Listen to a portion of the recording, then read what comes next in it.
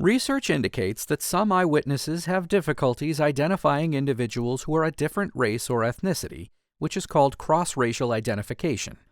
May a lawyer raise the issue in closing argument, even if the nature and extent of these difficulties are still uncertain? Maryland's highest court examined this question in Smith v. State. Christine Crandall, who was white, had just parked her car in front of her residence and was standing on the sidewalk. Two black men approached Crandall.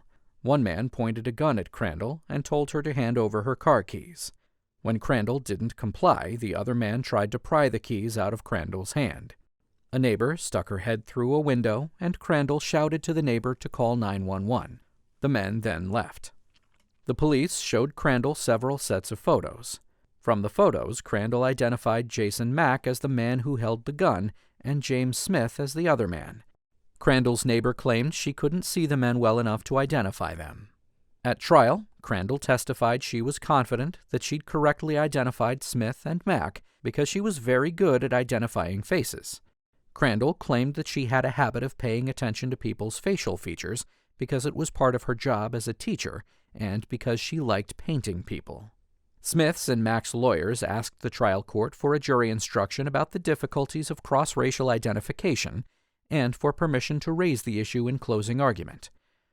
The lawyers claimed it was common knowledge that eyewitnesses have problems correctly identifying individuals of a different race.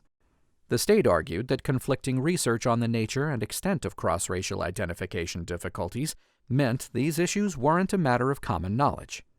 The trial court denied the jury instruction request and ordered the lawyers to avoid specifically referring to problems with cross-racial identification during their closing arguments. Smith and Mack were convicted of attempted robbery. The appellate court affirmed the convictions. The Maryland Court of Appeals agreed to review the case.